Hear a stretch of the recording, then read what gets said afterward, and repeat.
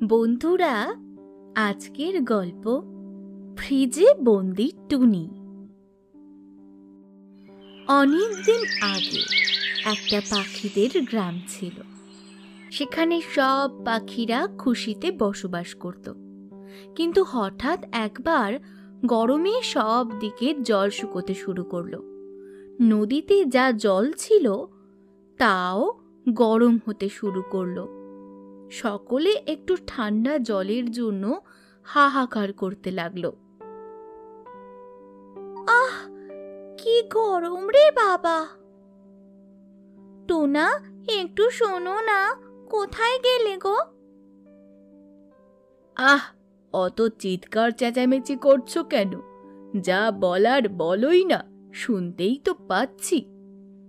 বলছি কি, গরম যা পড়েছে, সব সবজি গরমে শুকিয়ে যাচ্ছে, আর ফ্রিজের জল না খেলেও আর যেন তেষ্টাই মিটছে না।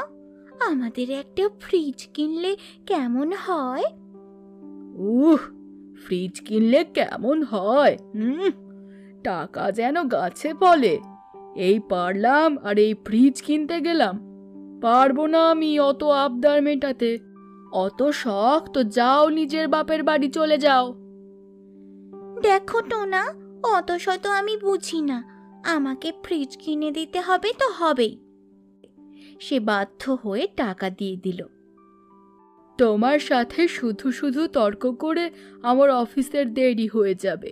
এই নাও, ধরো টাকা। এই নিয়ে তুমি যা খুশি করো। আহ, কত টাকা! যাই, আমি এবার গিয়ে ফ্রিজটা কিনে আনি। এই বলে টুনি দোকানে চলে যায় আর একটা সুন্দর দেখে বড় ফ্রিজ কিনে আনে। এদিকে গ্রামের সবাই ফ্রিজ দেখে খুব অবাক হয়ে যায়।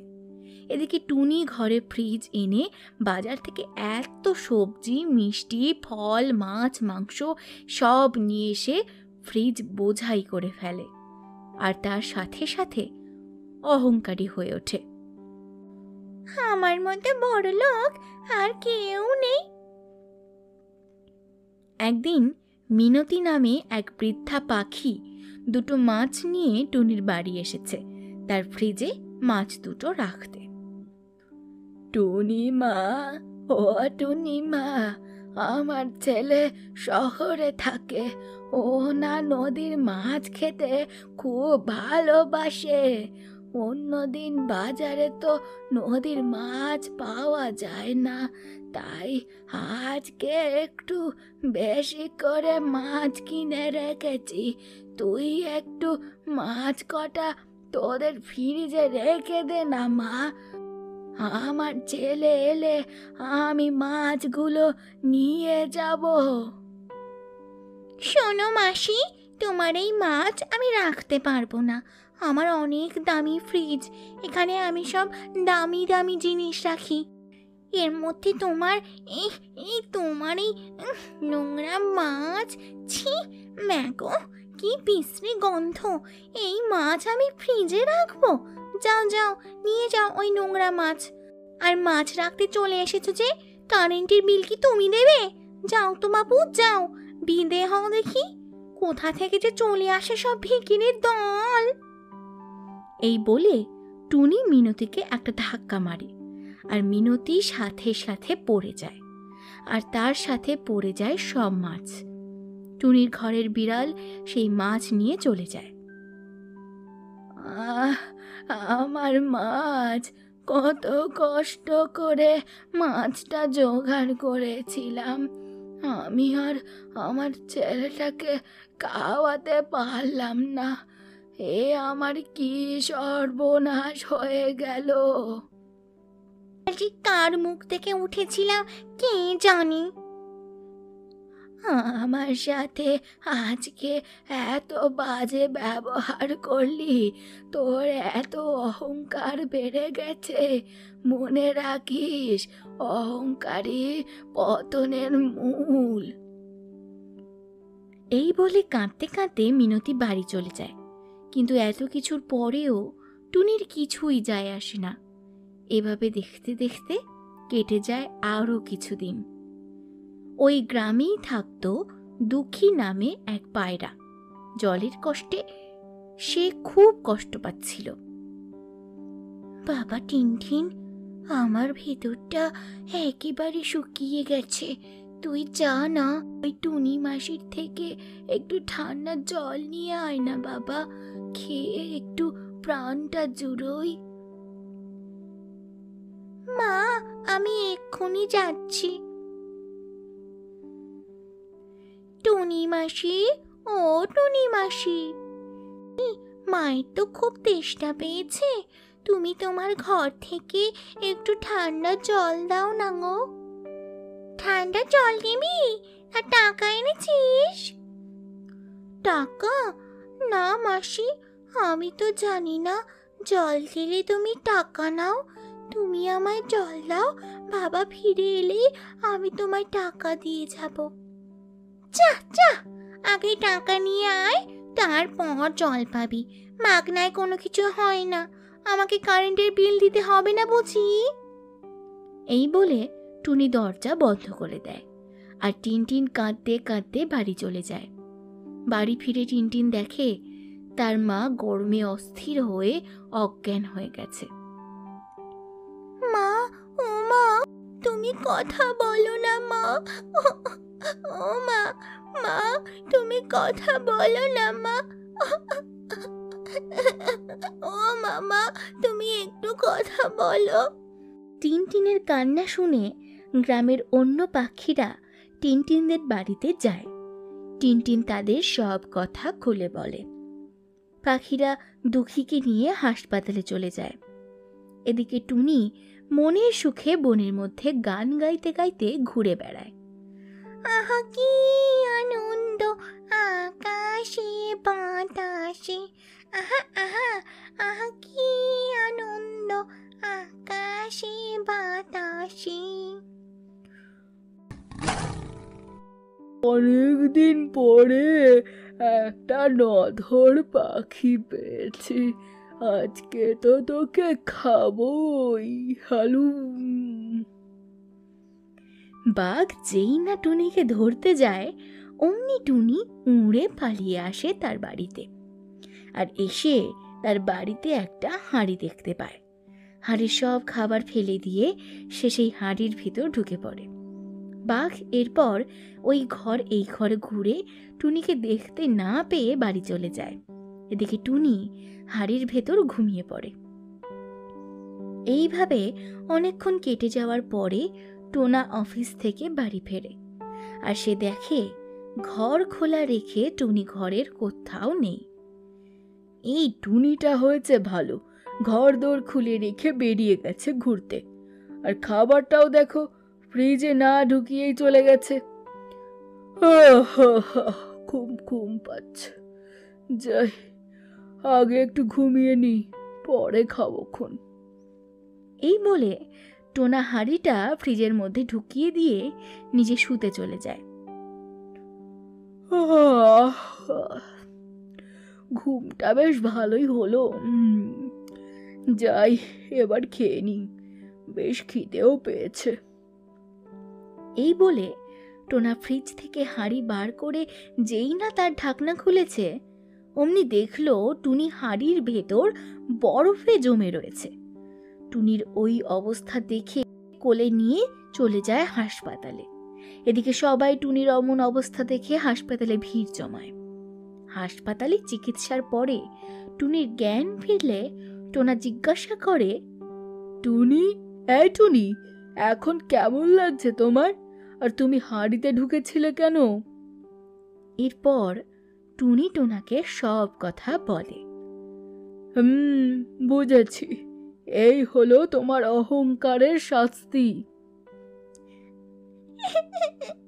আমি আমার ভুল বুঝতে পেরেছি টোনা, আমি আর কখনোই কারোর সাথে খারাপ ব্যবহার করব না, সবার সাথে মিলেমিশে থাকব। বন্ধুরা, আজকের গল্প টুনির নতুন বাড়ি। শালগুড়ি নামক এক জঙ্গলে বাস করত একটা টুনটুনি। সে ছিল গর্ভবতী। সে তার ঘর নিয়ে খুব চিন্তিত ছিল, কারণ তার ঘর ছিল খুবই পুরনো, যে কোনো সময়ে ভেঙে পড়তে পারে। টোনা যে কবে কাজ থেকে ফিরবে, আর কদিন পরেই তো আমি ডিম দেব। এর মধ্যে যদি বাড়ি তৈরি করতে না পারি তবে তো খুব সমস্যা হবে, কারণ সামনেই বর্ষাকাল আসছে। নতুন বাড়ি না করলে আমি ডিম নিয়ে অনেক সমস্যায় পড়ব। না না, আমি বরং যাই, গিয়ে মোড়লের কাছে সাহায্য চাই। উনি নিশ্চয়ই আমার অবস্থা দেখে আমাকে সাহায্য করবেন। মোড়ল মশাইয়ের কাছে টাকা ধার নিয়ে ওই টাকা দিয়ে আমি একটা নতুন বাড়ি করব। যাই, এবার মোড়লের বাড়ি যাই।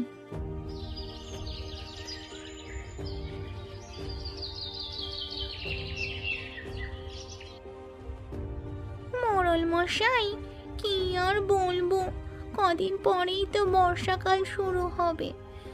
এদিকে টুনাও বাড়িতে নেই, আর আমার কাছে টাকাও নেই।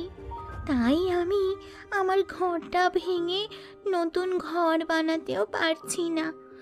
বনের সব পাখিরাই নতুন বাড়ি তৈরি করার প্রস্তুতি নিচ্ছে, কিন্তু আমার কাছে তো টাকাই নেই।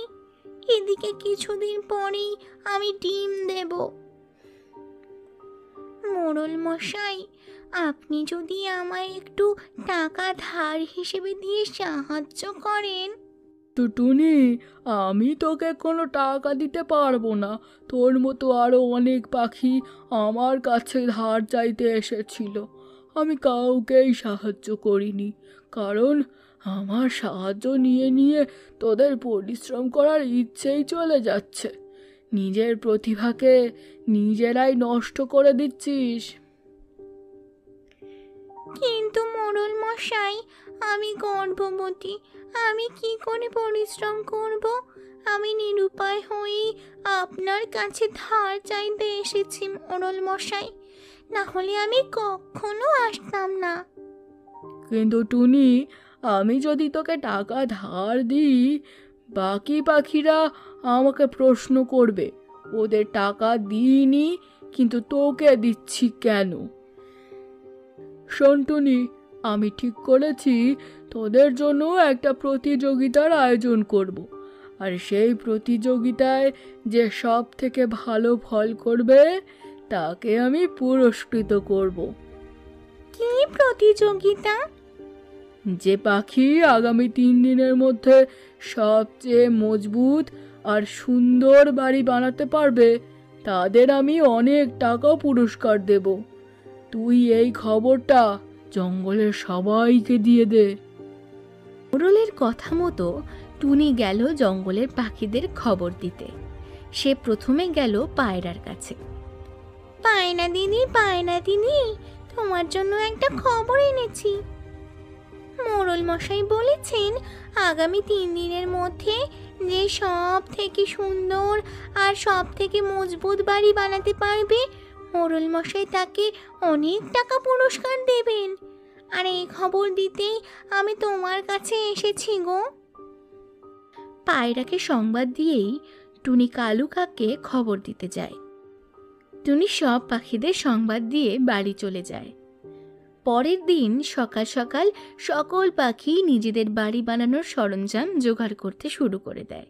কালু কাক অনেকগুলো শুকনো কাঠ নিয়ে যায়, আর পায়রা বাঁশ কেটে নিজের বাড়ি নিয়ে যায়। এদিকে টুনিও অনেক কাঠ জোগাড় করে। হায় রে, কাঠ তো জোগাড় করলাম, কিন্তু এই অবস্থায় আমি এই ভারী কাঠগুলো নিয়ে কি করে বাড়ি যাব? আমি তো পারবো না। তবে কি আমি নতুন বাড়ি বানাতে পারবো না? এরপর টুনি হতাশ হয়ে বাড়ি চলে যায়। আমার ভাগ্যটাই খারাপ, মোড়ল মশাই টাকা ধার দিল না। এদিকে গর্ভবতী হওয়ার কারণে কাঠের বোঝাও টেনে আনতে পারলাম না। আরে, আমার বাড়ির শেষে যে ক্ষেত আছে সেখানে তো অনেক খড়কুটো আছে, যাই ওগুলো দিয়েই আমি নিজের ঘর বানাই। প্রতিযোগিতাতে জিততে না পারলেও তো বর্ষার হাত থেকে বাঁচতে পারবো। ভেবে টুনি ঘর তৈরির জন্য ক্ষেত থেকে খড়কুটো নিয়ে বাড়ি যায় এবং বাড়ি বানাতে শুরু করে। আরে বাহ, কাঠ দিয়ে তো বেশ সুন্দর বাড়ি বানিয়েছি। আমি তো জানতামই না আমি এত সুন্দর বাড়ি বানাতে পারি। প্রতিযোগিতার কারণে আমি এত সুন্দর বাড়ি বানালাম। প্রতিযোগিতা তো আমি জিতবো। কাক যখন এইসব ভাবছে, মোড়ল মশাই সেখানে আসে আর ভালোভাবে বাড়ি দেখতে থাকে। আসুন মোড়ল মশাই, আমার বাড়ি তৈরিটা কেমন হয়েছে দেখুন। আরে কালু, তুই তো বেশ সুন্দর বাড়ি তৈরি করেছিস, কিন্তু আগে আমি অন্য পাখিদের ঘর দেখি, তারপর আমি বলতে পারবো কার ঘর সব থেকে বেশি সুন্দর আর মজবুত হয়েছে। এরপর মোড়ল মশাই এক এক করে পায়রা, শালিক সকলের বাড়ি যায়। তারপর সব শেষে যায় টুনির বাড়িতে। আরে বাহ টুনি, তুই তো খুব সুন্দর ঘর বানিয়েছিস। তোর ঘরটা খুব সুন্দর, দেখেই চোখ জুড়িয়ে যাচ্ছে। আমি তো জানতামই না খড় দিয়েও এত সুন্দর করে ঘর বানানো যায়। ধন্যবাদ মোড়ল মশাই।